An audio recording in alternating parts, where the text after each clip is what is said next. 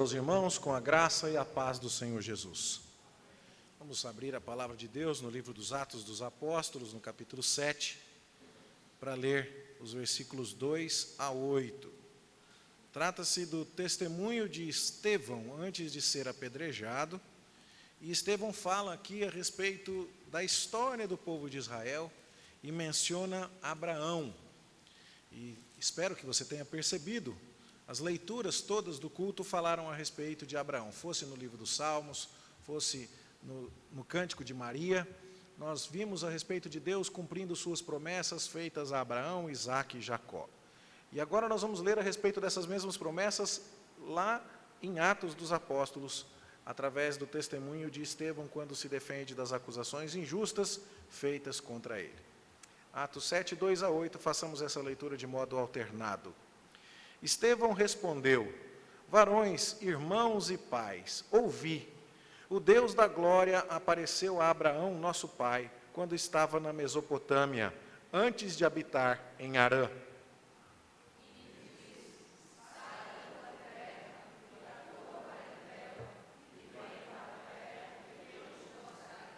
Então saiu da terra dos caldeus e foi habitar em Harã. E dali, com a morte de seu pai, Deus o trouxe para esta terra em que vós agora habitais.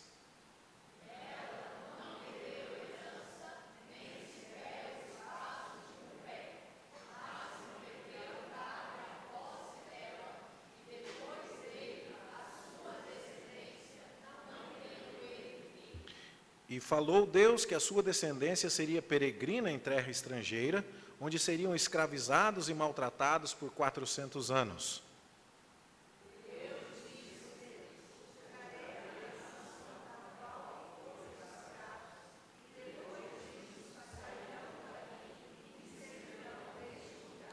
Então lhe deu a aliança da circuncisão.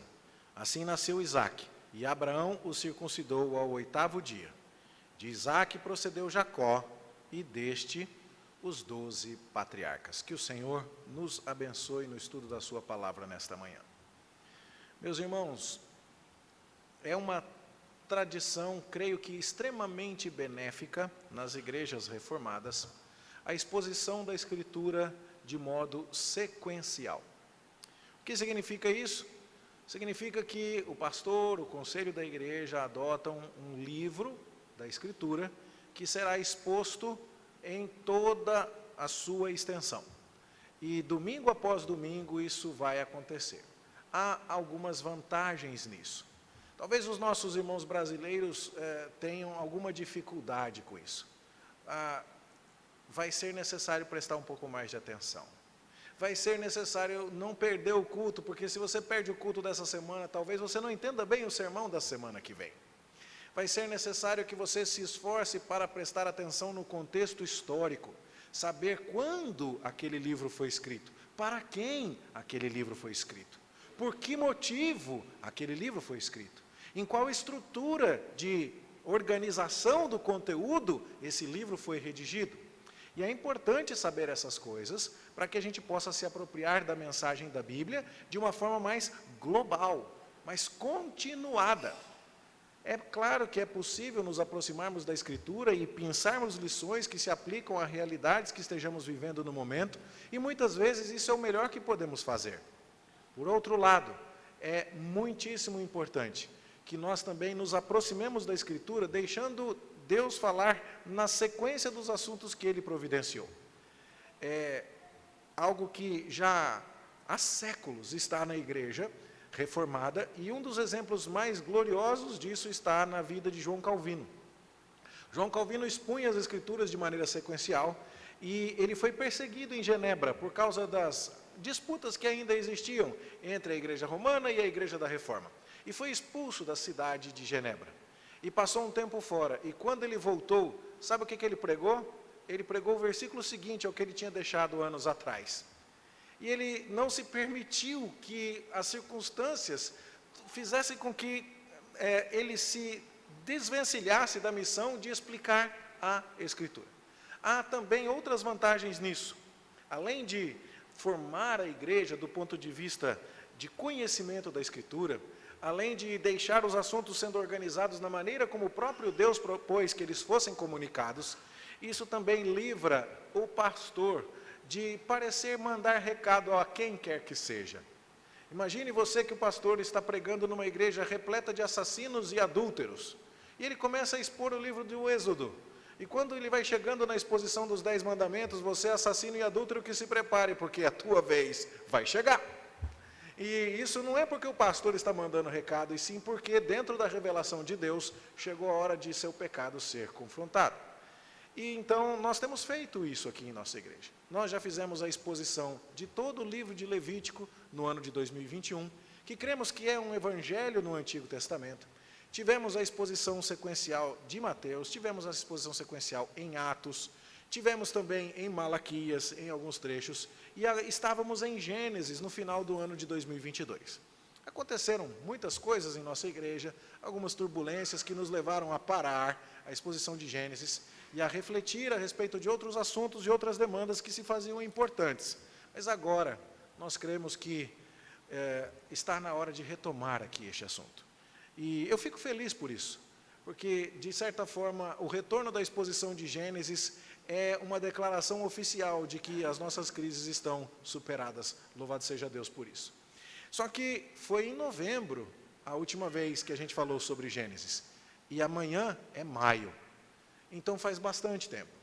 E com isso, eu quero fazer da seguinte forma. Eu quero usar agora o período da manhã, para você que está aqui, para fazer uma breve revisão de Gênesis 1 até 23. E hoje à noite, a gente segue com a exposição de Gênesis capítulo 24. Tá certo? E eu quero destacar as principais lições aqui, para que você e eu nos lembremos daquilo que Deus quer falar ao seu povo através desse livro. Primeira questão importante: quem foi que leu esse livro pela primeira vez? Foram as pessoas que viveram na época de Moisés, porque Gênesis é um livro escrito por Moisés. Então, Abraão não leu o livro de Gênesis, Isaac, Jacó, ninguém leu o livro de Gênesis. Os primeiros escravos no Egito não conheciam o livro, eles conheciam a história. Eles viveram os fatos, mas a maneira como Moisés, inspirado pelo Espírito Santo, organizou esses conteúdos para comunicá-los, e este livro que nós hoje temos em mãos, foi primeiramente conhecido pelos hebreus que tinham saído da escravidão no Egito, liderados por Moisés. Quando será exatamente que Moisés escreveu isso? Não sabemos. Nós sabemos que Deus apareceu a ele na sarça, lá em Midian, mandou que ele saísse de onde ele estava, da casa do seu sogro, e fosse até o Egito para tirar o povo de Israel. E que em algum momento desse processo, Moisés organizou toda a história do Deus que lhe apareceu na sarça, para contar ao povo hebreu que estava no Egito: foi Deus quem me mandou aqui. Você deve se lembrar que enquanto Moisés conversava com Deus lá no Monte Sinai, ele dizia assim: quando eu contar para o povo que o Senhor me apareceu, eles vão duvidar, eles vão perguntar como é que é o nome desse Deus, dando-nos a ideia de que, em alguma medida, o conhecimento de Deus havia se perdido, se deteriorado ao longo de 400 anos de escravidão no Egito. Mas não era uma deterioração completa. Afinal de contas, a gente sabe que Moisés é da tribo de Levi. A gente sabe que Israel era capaz de se organizar pelas tribos. A gente sabe que eles conheciam, no mínimo, a história de Abraão, Isaac e Jacó. E aí, então, quando ele se achega ao povo dizendo: o Deus de Abraão, de Isaac e de Jacó me apareceu lá no monte, ele está resgatando uma história que pode não ser lembrada com cores vivas e nos seus detalhes mais minuciosos, mas é uma história conhecida daquele povo. E a pergunta é: por quê? Por que essa história precisa ser lembrada? Não basta apenas que Moisés apareça, faça milagres, execute as pragas, tire o povo do Egito e bola para frente, o que passou, passou. Não, não basta. Porque o que está para acontecer é resultado de coisas que já aconteceram. E a maneira como Deus vai agir dali para frente está ligada inseparavelmente àquilo que Deus já havia feito para os ancestrais do povo de Israel. E o que Deus faria para com aqueles israelitas escravizados já havia sido prometido por Deus a Abraão. Deus disse a Abraão que a sua descendência, quando ela sequer existia, ela se multiplicaria sobremaneira, mas seria escravizada. E que depois Deus tiraria a sua descendência escravizada com grande poder para lhe dar a terra prometida. E agora então, os israelitas precisam olhar para o que Moisés está dizendo em alguma medida e dizer: Deus prometeu que ia nos tirar daqui. É o Deus de nossos ancestrais que está fazendo o que prometeu. E Ele agora vai nos levar para uma terra que Ele deu a nosso pai Abraão. Portanto, Moisés não está simplesmente tirando Israel da escravidão porque ser escravo é desagradável. Não, é claro que a escravidão não é uma coisa prazerosa, mas o que Moisés faz não é simplesmente trazer alívio para os israelitas. O que Moisés faz é ser um instrumento de Deus para que as promessas de Deus sejam cumpridas. O alívio é só uma consequência. E agora as promessas serão cumpridas não apenas saindo do Egito, mas também entrando em Canaã, de tal forma que aquela promessa que Deus havia feito quando pediu a Abraão que saísse da Mesopotâmia, lá de Ur dos Caldeus, e viesse até uma terra que ele não conhecia, mas que Deus daria a ele aquela terra e a sua descendência, agora essa promessa está sendo cumprida. Mas como é que vai ser isso? A gente sai daqui, Moisés, e a gente entra lá em Canaã facilmente? O faraó não vai deixar. Claro que o faraó não vai deixar. Claro que isso não vai acontecer sem luta, claro que isso será uma história de grandes batalhas. E o que nós veremos no livro do Êxodo é exatamente as pragas de Deus sendo derramadas sobre o Egito, de tal forma que agora o faraó vai tendo a sua resistência quebrada gradativamente, até o momento em que a 10ª praga mata seu filho, e ele então diz: vão. E quando o povo vai, Deus ainda quer executar maiores juízos sobre os egípcios, de modo que os opressores, os inimigos, aqueles que maltrataram o povo de Israel, aqueles que jogaram meninos hebreus recém-nascidos no rio Nilo, aqueles que estavam tentando destruir o povo que Deus abençoou, agora eram vencidos. E existe, portanto, agora um clima de guerra no ar. Os egípcios estão sendo vencidos para que os hebreus saiam vitoriosos, para que os hebreus sejam salvos e colocados na terra de Canaã. Mas tem mais um problema: a terra de Canaã também está possuída e habitada por guerreiros enormes, homens gigantes, poderosos. Mas isso não é um problema para Deus. Deus vai cumprir as suas promessas, e Ele vai entregar o povo de Israel ali. E como é que esse povo vai entender que Deus não conhecerá impossíveis para as suas promessas? Como esse povo vai entender que Deus tem todas as condições de vencer os inimigos, de frustrar os interesses daqueles que se opõem aos seus planos? Como o povo de Israel vai entender que Deus é capaz de cumprir todas e cada uma das suas promessas para levar os israelitas até a terra de Canaã? Bom, o livro de Gênesis se presta exatamente a isso. O livro de Gênesis nos apresenta um palco do mundo como o cenário de uma batalha cósmica entre Deus e seus rivais, entre Deus e o povo que Ele mesmo escolheu, e aqueles que, preteridos, são agora opositores, são agora inimigos tanto de Deus quanto de seu povo. E essa história começa lá no Jardim do Éden, quando Deus cria o homem, cria a mulher, dá-lhes a sua bênção, dá-lhes o seu alimento, dá-lhes uma missão: cultivar, guardar o jardim, crescer e multiplicar, dá-lhes bênçãos inúmeras, mas eles se rebelam contra Deus, seguindo a sugestão da serpente. Surge ali, portanto, um antagonismo, uma oposição, dois times rivais agora, que haverão de se digladiar ao longo de todo o cenário, e que no momento de Moisés tirar o povo de Israel, estão muito bem representados. De um lado, Egito, de outro lado, Israel. Mais tarde, de um lado, Israel, de outro lado, cananeus.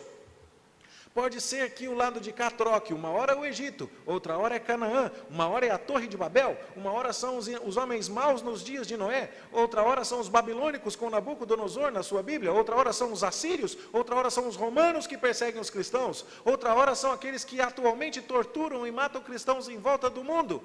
Não importa, estamos numa batalha, mas Deus é poderoso para nos salvar e nos conduzir em vitória. E é assim então que a história começa a ser contada. Logo que a serpente consegue inocular o seu veneno, e então Adão e sua esposa se tornam maculados pelo pecado, Deus aparece, fazendo duas coisas que ele vai fazer ao longo de toda a Bíblia: julgamento e salvação. Julgamento contra os seus inimigos, salvação para o seu povo escolhido. E muitas vezes as duas coisas andam tremendamente juntas. Veja que o julgamento dos egípcios foi a salvação dos hebreus. O julgamento dos cananeus foi a dádiva da terra para os israelitas. O julgamento de Babilônia pelos persas foi o decreto de libertação dos escravos hebreus que lá estavam na Babilônia para que retornassem à sua terra. Quando o diabo foi derrotado na cruz, é que nós fomos salvos de nossos pecados. E assim então Deus vai julgando os seus inimigos e salvando o seu povo.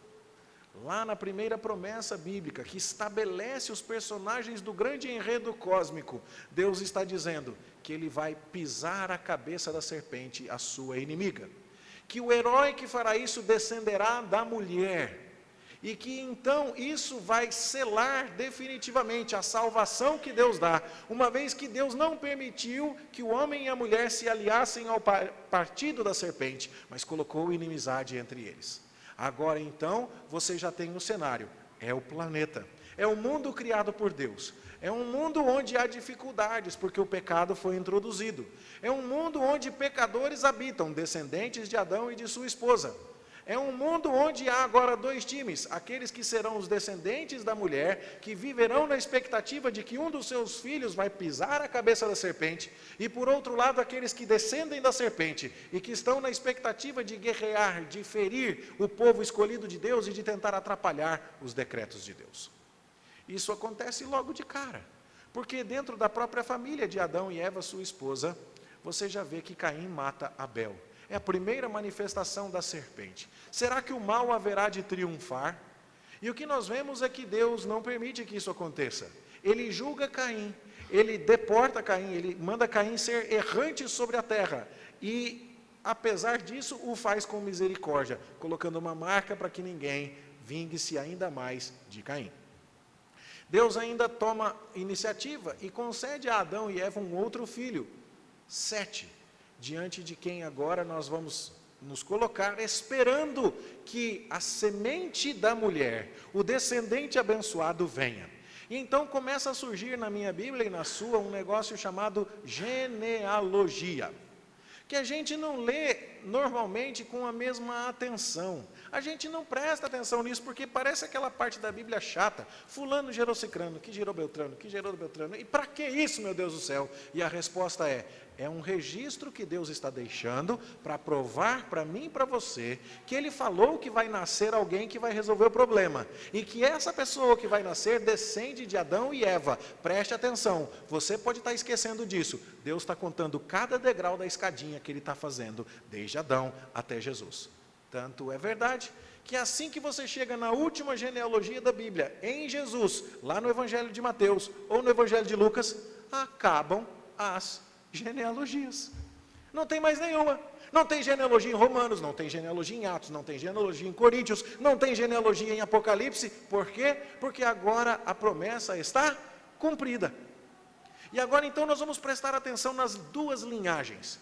Caim mata Abel, parece que as coisas vão se desequilibrar aqui, mas Deus não permite, surge Sete. E agora então nós temos a descendência de Caim crescendo em habilidades e se envolvendo com metalurgia e se envolvendo com música, todas coisas decentes, todas coisas ótimas, mas eles só se empenham em assuntos deste mundo, eles estão preocupados em viver a vida apenas horizontalmente. Ao passo que dentro da linhagem de Sete, você terá pessoas que estão gerando filhos e filhas, que é aquilo que Deus mandou que a humanidade fizesse, crescer, multiplicar e encher a terra, e eles estão invocando o nome do Senhor. E é assim que nós chegamos já ao capítulo 6 de Gênesis, onde tem alguém da linhagem de Sete, piedoso, chamado Noé, que invoca o Senhor no meio de um mundo que parece estar completamente corrompido pelo pecado. O mal se multiplica. E nós temos aqui em Gênesis 6, provavelmente um dos textos de mais difícil interpretação de toda a Bíblia. Mas, segundo a interpretação que nos parece a mais consagrada, A maldade se multiplica por meio de miscigenação. A linhagem daqueles que temem a Deus se mistura com a linhagem daqueles que não temem a Deus. E agora, por conta de uniões matrimoniais indevidas, o que acontece? O mal se prolifera de tal forma que Deus age novamente para contê-lo. Repare que é o segundo ato de julgamento de Deus aqui contra o mal. O primeiro foi o ato de julgamento de Deus contra a serpente. Ela rasteja pela terra, ela come pó, prenunciando o seu destino final e sua derrota definitiva. Mas, ao mesmo tempo, Deus salva Adão e sua esposa. Agora aqui, Deus novamente tem um ato de juízo. Ele inunda o planeta Terra com água, trazendo grande juízo sobre toda aquela humanidade perversa, ao mesmo tempo em que ele salva Noé e a sua família. E aí então, quando Noé e sua família saem da arca, as ordens que Deus dá a eles nos mostram que o seu plano continua exatamente o mesmo. Deus fala com Noé, e as ordens para Noé e seus filhos ainda são as mesmas: cresçam, multipliquem-se, encham a terra, do jeitinho que Deus havia falado com Adão e sua esposa. A ordem ainda é essa. Deus ainda faz provisão de alimentos. Se no jardim do Éden, no mundo pré-diluviano, num paraíso perfeito, Deus havia dado todas as árvores frondosas do jardim do Éden para que eles comessem, num mundo pós-diluviano, marcado pelos efeitos da queda, marcado pela catástrofe, agora Deus dá a eles não só as árvores, não só as frutas, mas também carne, para que eles possam comer a carne de animais. E Deus está fazendo provisões e dando as mesmas ideias. Porém, se Deus continuar julgando o mundo com esse grau de energia que ele julgou no dilúvio, quantas catástrofes dessas será que o planeta aguenta? E mais, isso afeta não apenas a linhagem da serpente que foi destruída, mas isso também traz ali o seu prejuízo sobre a linhagem prometida. E então Deus diz: não farei mais juízo desta natureza, não tornarei a inundar o planeta com água, e vou aguardar e suspenderei o meu julgamento até o dia do último juízo. E é por isso que Pedro nos explica que não tornará a haver dilúvio sobre toda a terra. Ao invés de ser destruída por água, a nossa habitação aqui, o planeta Terra, será futuramente consumido por fogo no dia do juízo final. Mas agora, enquanto esse juízo final não chega, o que está acontecendo? É Deus suspendendo o juízo para estender a oportunidade de misericórdia. E Deus então diz que penduraria nos céus o seu arco, o arco-íris, mas cuja palavra no hebraico é de um arco de guerra. Se fosse hoje, Deus ia dizer: pendurarei o fuzil, com todos os pentes de cartuchos nas nuvens, porque eu não atiro mais contra vocês. Eu vou agora aguardar a oportunidade da salvação. E é isso que nós estamos aguardando. Há muita gente que acha que Deus não vai julgar o mundo, mas se esquece que o mundo já foi julgado por água. E Pedro fala sobre isso. E enquanto isso, Deus está dando a oportunidade da misericórdia. Aquele cenário de guerra lá atrás de Gênesis, onde duas linhagens estão em combate, é um cenário onde Deus julga os inimigos e salva o seu povo escolhido. Mas também é um cenário onde o juízo de Deus agora, depois do dilúvio, está suspenso em termos globais, em termos de cataclisma universal, para que a oportunidade da salvação seja introduzida. O que nós vamos ler então dali para frente é o avanço da mensagem de que existe um Deus que criou tudo isso, que é o responsável por armar o palco universal desta batalha do bem contra o mal, daqueles que servem a Deus e daqueles que não servem a Deus. E agora a história continua a se desenvolver. Nós prestaremos atenção no povo de Deus, cuja semente vai continuar a desabrochar para que o Messias, aquele prometido que vai esmagar a cabeça da serpente, finalmente surja. As histórias continuam a se repetir e nós vamos percebendo padrões de Deus aqui. Porque da mesma maneira como tão logo Adão e Eva receberam promessas de vida, Caim mata Abel, da mesma maneira, assim que Noé desce da arca com seus filhos, o próprio Noé se embriaga, e o seu filho Cã não respeita o próprio pai, e de alguma maneira o desonra ali, e é punido com maldição. Fica claro que mesmo entre os descendentes de Noé que descem da arca, existe ainda um resíduo da semente da serpente. E então novos problemas vão se desenvolver. Nós chegamos ao capítulo 10 de Gênesis, com mais genealogias, e vamos até o capítulo 11, onde temos o episódio da Torre de Babel. A descendência de Noé não está agora interessada em cumprir a ordem de Deus de encher a terra. Eles querem se concentrar na planície da Mesopotâmia. A terra é boa, tem bons rios ali, é tudo planinho, está tudo resolvido, vamos ficar por aqui, vamos construir uma torre para fazer o nosso nome importante. E ao invés de nos espalharmos como Deus mandou, a gente se concentra, e ao invés de fazer a população do mundo para a glória de Deus, nós faremos uma cidade para o nosso próprio nome, e nós é que vamos subir até os céus, do nosso próprio jeito e com as nossas próprias forças. Com grande ironia, Deus diz no relato que ele falou, vamos descer até lá para ver o que está acontecendo. Ninguém conseguiu subir até Deus, o próprio Deus é quem desceu. E novamente, contendo o mal, Deus aqui então mistura as linguagens para que agora o mal seja diluído. A maldade estava toda concentrada em Babel e agora ela é diluída. E isso serve aos propósitos de Deus de espalhar a humanidade em línguas diferentes por todo o mundo pós-diluviano. É claro que isso aguarda uma reversão. Aquela reversão lá do dilúvio, Deus ainda vai julgar todos e Ele ainda trará salvação por todas as línguas, tribos, povos, raças e nações. E isso é pronunciado lá no dia de Pentecostes, quando os judeus espalhados por toda a terra estão se reunindo para cultuar a Deus. Babel aguarda a reversão, como o dilúvio aguarda a reversão, como o jardim do Éden perdido aguarda a reversão. Nós estamos esperando um dia de juízo, mas não é por água, é por fogo. Nós estamos esperando a reunião de gente que fala todas as línguas e que vão se entender pelo Espírito Santo, como já aconteceu em Pentecostes. E esse povo todo que estará reunido vai estar no paraíso recuperado, porque quando Jesus falou com o ladrão na cruz, Jesus disse a ele, em verdade eu te digo que ainda hoje você estará comigo no paraíso. E a palavra que o ladrão da cruz usa ali para paraíso é uma palavra persa que significa jardim. Você vai comigo para o jardim. E a ideia, portanto, aqui não dá para entender a extensão do Evangelho, da obra de Jesus na cruz, sem entender direito o dilúvio, sem entender direito Babel, sem entender direito o que acontece no Éden, sem entender a história de Abraão. E é dos descendentes ali de Noé, que se afastam e se misturam, e se espalham, melhor dizendo, depois da Torre de Babel, que Deus vai chamar um homem, Terá, o seu filho Abraão, e Deus vai tirá-lo da terra da Mesopotâmia, de Ur dos Caldeus, próximo à Torre de Babel, e vai dizer, venha para um lugar que eu vou te dar. E agora Deus vai chamar uma linhagem específica, e a partir de Gênesis 12, Deus está destacando com toda clareza, o que é que Ele vai fazer, onde estará a linhagem da promessa. É Abraão, o pai de toda a descendência da promessa. Isso fica claro porque Deus diz a Abraão, eu vou multiplicar você, eu vou te dar uma descendência, eu vou te dar a posse da terra, e é você que vai trazer bênção a todas as famílias da terra, dando-lhe a noção clara de que é a promessa de Gênesis que se cumprirá através de alguém que virá da descendência de Abraão.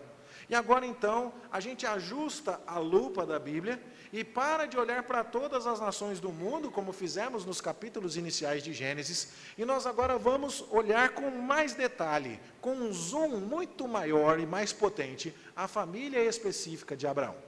E nós vamos ver então que Abraão começa também a dramatizar as mesmas realidades anteriores. Abraão vem e deixa a sua parentela e vem para o lugar que Deus designou para ele, dando a ideia de que Deus resgata o seu povo de todo o afastamento que esse povo tinha do Senhor. Adão, Eva, Sete, Sem, Noé, todos estavam mortos em delitos e pecados, mas Deus se revela a eles e os traz para a salvação. E Deus se revela a Abraão e diz, Abraão, sai daí, vem cá.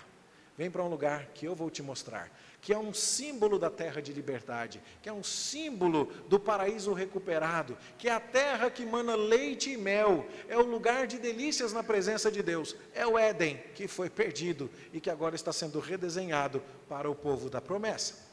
Mas Isso não vai acontecer sem que o heroísmo de Deus seja revelado, sem que a glória de Deus seja manifesta. E o que nós vamos ver a partir de então é que, de muitas maneiras, Abraão vai ilustrar essa batalha cósmica. Como? Ele está na terra de Canaã, mas existe fome. Então, ele derrapa. Ao invés de permanecer ali e orar, ele resolve ir até o Egito em busca de comida. Mas lá no Egito, existe uma ameaça contra a sua família. O faraó coloca os olhos na sua esposa e a toma para o seu harém. E isso pareceria diluir todas as esperanças de que de Abraão viesse o filho da promessa. Afinal de contas, Sara agora não está tendo relações com seu marido. Nós não temos condições de confirmar ou de negar nada, mas o fato é que ela não divide mais o leito conjugal com Abraão. Isso é uma grande ameaça. E aí então Deus executa seus juízos lá no Egito. E Abraão sai do Egito com grandes riquezas e com a sua família protegida. E ele não fez nada. Foi tudo culpa dele. E o heroísmo ali é totalmente de Deus. E é Deus o grande herói do livro. E é Deus quem está salvando o seu povo. De modo que quando Abraão sai do Egito, ele sai já prefigurando a grande libertação que Moisés vai trazer mais tarde para a descendência de Abraão. Os hebreus que saíram do Egito nos dias de Moisés saíram repletos de ouro, tanto ouro que deu para construir o tabernáculo. Bom, Abraão também saiu do Egito prefigurando isso com muito ouro, muito dinheiro. E ele sai dali então dando uma ideia clara. Você hoje pode estar peregrinando em terra estranha, Abraão. Você hoje pode estar longe da casa dos seus pais, mas venha para onde eu te chamei, e siga-me, e faça o que eu estou lhe dizendo, porque eu estou promovendo salvação na tua vida, eu estou mudando a tua história, e muito em breve você será dono de preciosíssimos tesouros, e você herdará toda a terra, e você perceberá a extensão enorme da bênção que eu tenho para você. E então Abraão sai de lá. E ele sai com o seu sobrinho Ló, que o acompanhava, e a gente conhece a história. E o sobrinho se sente seduzido pelas riquezas. E aí então, ao invés de dizer, tio, que coisa boa, nós dois estamos muito prósperos, vamos aqui, né, arrumar um jeito de convivermos juntos. E não é bem isso que acontece. Há conflitos entre os pastores, Abraão propõe que ele se separe de Ló, e Ló resolve escolher primeiro, desonrando o tio nem se importa, mas Ló resolve escolher primeiro a terra onde ele vai habitar, e ele resolve morar perto de Sodoma e Gomorra. Um lugar fértil, um lugar de muitas promessas econômicas, mas um lugar onde habitam grandes pecadores contra Deus. Está faltando percepção espiritual para Ló. Ele está sendo beneficiado por causa das bênçãos que Deus dirige a Abraão. Mas agora, quando tem a oportunidade de agir com autonomia, ele escolhe ir para um lugar que não segue aquilo que o Deus de Abraão requer. Ele escolhe se afastar e correr riscos e flertar com o inimigo. E o resultado nós conhecemos muito bem. Ló vai ser levado cativo. Depois Abraão vai precisar resgatá-lo, e depois nós começamos a ver aqui uma história que vai se desenrolar ao longo de vários capítulos do livro de Gênesis, até que Ló, meio que embriagado com toda essa situação, vai perder a sua esposa, que ao sair da cidade de Gomorra, de Sodoma e Gomorra, que recebia o juízo de Deus, olha para trás e se transforma numa estátua de sal. Ló agora vai habitar nas montanhas, vai ter filhos das suas próprias filhas, vai ser o pai dos seus netos, vai ter toda uma dificuldade por causa desta miscigenação. E isso é importante para os israelitas que Moisés está tirando do Egito, porque ele está tirando gente da terra do Egito para levar para Canaã. E lá em Canaã, os cananeus vão ser uma grande ameaça. Do mesmo jeito que Ló enfrentou a ameaça de se sentir confortável em Sodoma e Gomorra, aqueles que Moisés tirava do Egito enfrentariam a ameaça de se sentirem confortáveis entre os heteus, os girgazeus, os ferezeus e tantos mais. E a palavra aqui, portanto, é: estamos em guerra. São nossos inimigos. Ou eles se curvam ao Deus de Abraão, de Isaque e de Jacó, ou estão com ele lutando em favor dele, ou são inimigos do povo de Deus.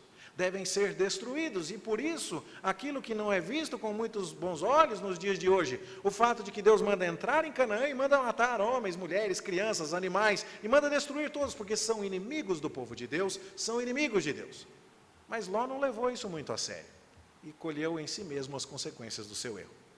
Enquanto isso, nós vamos vendo Abraão se desenvolvendo, vamos vendo Abraão caminhando pela fé, vamos vendo que Abraão patina, a promessa de Deus demora, e Deus falou que ele ia ter um filho, mas já se passaram alguns anos, e nada. E aí então Abraão resolve cuidar desse assunto por conta própria, e produzir um herdeiro segundo a carne, e não um herdeiro segundo a fé. Surge Ismael, filho de Abraão com Agar, a serva de sua esposa. Mas não é esse o escolhido. E Deus deixa bem claro, vai ser de Sara, a esposa idosa, estéril, que Deus fará vir o descendente. E isso por quê? Porque a salvação que Deus está fornecendo não é algo que Deus compartilhe conosco. Nós não temos méritos em nossa própria salvação, nós não fazemos nada em nosso próprio benefício. A glória e a honra é toda de Deus, e Deus não compartilha a sua glória.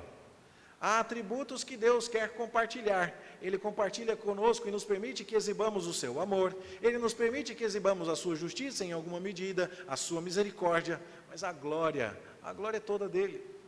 E na salvação, ninguém poderia dizer, Israel deu um uppercut no queixo de Faraó, e seguiu com um pouco de jab, e depois deu um golpe de jiu-jitsu, e quando Faraó caiu, imobilizou. Claro que Deus fez a maior parte, mas Israel teve alguma parcela? Não.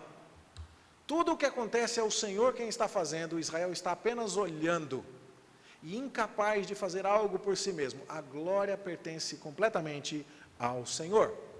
E aí então, o descendente que virá de Abraão é um descendente que vem de um homem idoso, casado com uma mulher idosa, que é estéril. E vem depois de 25 anos que Deus prometeu. Não quando Abraão estava com 75, e ainda seria um grande feito, mas um grande feito que seria no máximo uma notícia inusitada. Mas depois de 25 anos, quando Abraão já está com 100 anos de idade, amortecido, é a linguagem da Escritura, na carta aos Hebreus, quando Sara já tem 90 anos de idade, já lhe havia cessado o costume das mulheres, não tinha mais jeito, já era, faz tempo. É ali que Deus faz dizer, não conhecerei empecilhos para que a minha salvação se manifeste. Eu vou julgar qualquer inimigo, e eu vou produzir a minha salvação, e eu farei o meu povo surgir. Assim, Deus está chamando Abraão, está pedindo a ele que marque a sua descendência com o sinal da circuncisão, e está dando a ele, portanto, promessas que vão se cumprindo, e está ajudando Abraão a perceber, Abraão, eu estou com você, Abraão, nós caminharemos, porque eu vou te salvar, eu sou o Deus fiel. Nós cantamos a respeito disso, e cantamos, inclusive, teologicamente correto, o texto do hino Tu És Fiel, quando diz, Tu és fiel, Senhor, fiel assim, porque Deus é fiel às suas palavras, Deus é fiel às suas promessas, Deus é fiel aos seus juramentos, e não fiel a Abraão como se fosse um parceiro, um chapa, um grande amigão, com quem ele tivesse combinado alguma coisa, e Deus então dissesse, não, é o Abraão, gente, pensa, o cara é muito gente boa, não posso furar com ele. Não, não se trata disso, trata-se de que Deus fez uma promessa, e ele cumpre as suas palavras. Deus não é fiel a Abraão, Deus é fiel a si mesmo. Deus está executando o plano que ele revelou, e que ele haverá de cumprir, porque ele cumpre de fato tudo aquilo que prometeu. Então agora estamos vendo Abraão, já com um filho da promessa, Isaque, marcado com um sinal de aliança, a circuncisão, e agora estamos vendo Ló recebendo as consequências de suas escolhas, e estamos já no capítulo 22, quando Deus pede a Abraão o sacrifício de Isaque. Parece ser algo completamente contrário a tudo que Deus estava fazendo até agora. Deus, o Senhor fez Abraão esperar 25 anos, para que ficasse bem claro que esse descendente foi o Senhor que deu, e agora o Senhor pede para Adão matar o filho que o Senhor mesmo deu. Só que aquele patriarca que outrora vacilou na fé e tentou produzir uma descendência por conta própria, aquele patriarca que outrora vacilou na fé e foi para o Egito em busca de comida, aquele patriarca que outrora vacilou na fé e disse que Sara era sua irmã, ele agora não vacila mais. Chega, né, gente? Vai ter que aprender alguma hora, esse homem está ficando velho. Ele tinha que tomar vergonha. E ele agora então entende que o Deus que lhe deu Isaac é poderoso até mesmo para recobrá-lo dos mortos. E agora o que nós começamos a ver aqui é que Deus está apontando de maneiras muito específicas, não mais através de profecias, mas também através de tipologias, através de personagens, através de fatos, para o descendente da mulher que vai esmagar a cabeça da serpente. Jesus já está prefigurado aqui em Gênesis de muitos modos. Ele é o descendente da mulher que vai esmagar a cabeça da serpente. Já está lá em Gênesis 3. Mas ele também é aquele em quem serão benditas todas as famílias da terra, e ele é descendente de Abraão. Isso também já está prefigurado. Tanto é que quando Mateus vai nos apresentar a genealogia de Jesus, Mateus diz, genealogia de Jesus, filho de Davi, filho de Abraão. Dando, portanto, a ideia que Jesus já está pronunciado aqui através das promessas de Deus. Mas Deus agora faz aquilo que a gente brinca nos dias de hoje quando alguém não entende. A gente fala a primeira vez, a pessoa não entende, a gente pergunta, quer que desenha? E Deus começa a desenhar. E Deus começa a desenhar um filho muito amado, de um patriarca. Um filho que demorou muito a vir e que foi aguardado por muito tempo. E que é cercado de todo o amor de seu pai. Mas que Deus agora diz a Abraão, eu quero saber se você me ama e eu quero que você sacrifique o seu filho. E Abraão então vai. E quando ele está prestes a imolar Isaque, o anjo do Senhor o impede. E Deus então vai dizer, Abraão, agora eu sei que você me ama porque você não me negou o seu único filho. E a gente vai entender como essa história aponta para Jesus milênios mais tarde, quando, inspirado pelo Espírito Santo, o apóstolo João diz que Deus mostra que nos amou, né? Deus amou o mundo de tal maneira que deu o seu único filho. O apóstolo Paulo vai dizer, Deus prova o seu próprio amor para conosco pelo fato de ter Cristo morrido por nós, sendo nós ainda pecadores. Agora então Deus começa a desenhar essas coisas, e Isaque agora não é simplesmente um filho, ele é um filho que aponta para outro filho. E a gente começa a perceber agora que Canaã não é simplesmente uma terra da promessa, ela é uma terra que aponta para outra promessa. Ela não é simplesmente um lugar do descanso, mas ela aponta para outro descanso. A gente percebe que o Egito não é simplesmente um lugar da opressão, mas aponta para o pecado, para o castigo do pecado, para as maldições daqueles que se afastam de Deus. A gente percebe que o deserto pelo qual o povo de Israel vai passar, não é simplesmente um deserto, mas é uma prefiguração da nossa vida, enquanto já deixamos o Egito, mas ainda não chegamos ao descanso definitivo de Canaã. E a gente vai percebendo que Deus está falando conosco de muitas maneiras. E é assim então que a gente percebe que quando Abraão tem que enterrar a sua esposa Sara, e eu nem acredito que eu estou conseguindo terminar isso no tempo, você vê que ele resolve enterrar a sua mulher naquela terra. Ele não vai voltar lá para a Mesopotâmia, porque o lugar dele é ali, é aqui que Deus falou que a gente ia ficar. Eu não tenho um palmo de terra ainda, mas eu vou comprar uma terrinha aqui e eu vou enterrar aqui. E quando chega, agora sim, cenas do próximo capítulo, quando chega a hora de Isaque casar, ele fala, não vai casar com ninguém daqui não. Eu quero que busque noiva lá da minha parentela, onde eu fiquei, com aquele povo que conhece a Deus e sabe das promessas que Deus fez para mim. E isso a gente vai ver hoje à noite. Mas enquanto isso, o que a gente precisa lembrar? Irmão, a gente está em guerra. A gente está no mundo, mas não é do mundo. E aqui é só um lugar de passagem. E nós precisamos lembrar disso porque o nosso coração precisa ser um coração que desistiu de ficar confortável aqui, como Ló se acomodou. Mas um coração que está aguardando promessas que Deus haverá de cumprir, por mais que demorem, como demorou a promessa de um filho para Abraão. E nós precisamos nos comportar com esse Abraão amadurecido, pai da fé, que compra um sepulcro para a sua esposa lá em Canaã, mas que manda buscar uma esposa para o seu filho lá em Padã Arã, longe, e tudo isso por causa de fé. E isso significa que a maneira como você casa, a maneira como você namora, a maneira como você trabalha, a maneira como você compra túmulo, a maneira como você enterra seus mortos, a maneira como você compra terreno, a maneira como você vive, é uma declaração do quanto você entendeu que estamos em guerra. E do quanto você entendeu que Deus não conhecerá inimigos para salvar você.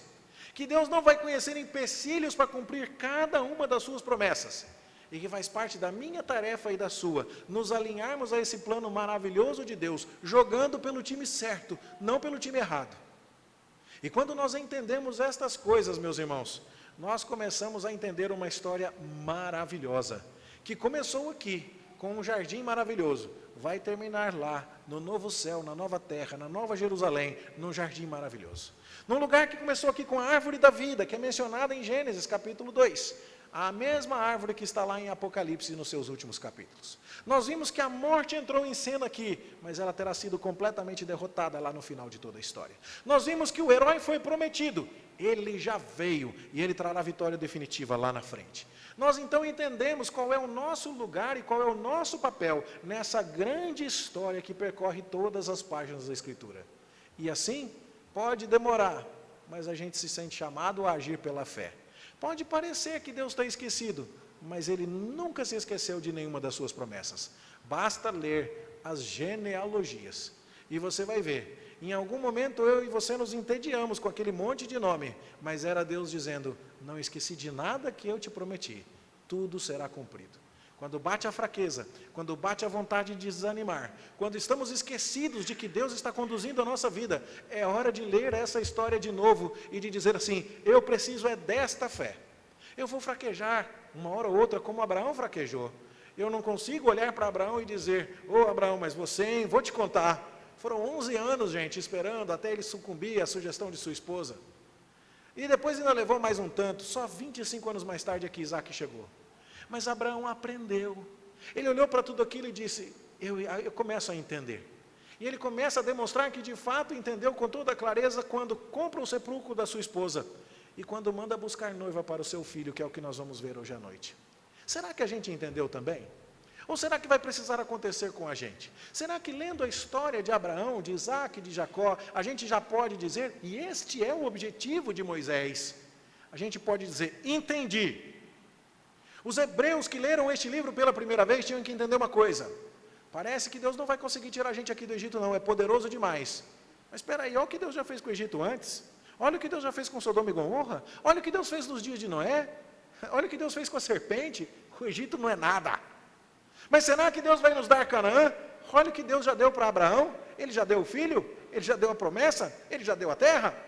Calma, está tudo sob controle.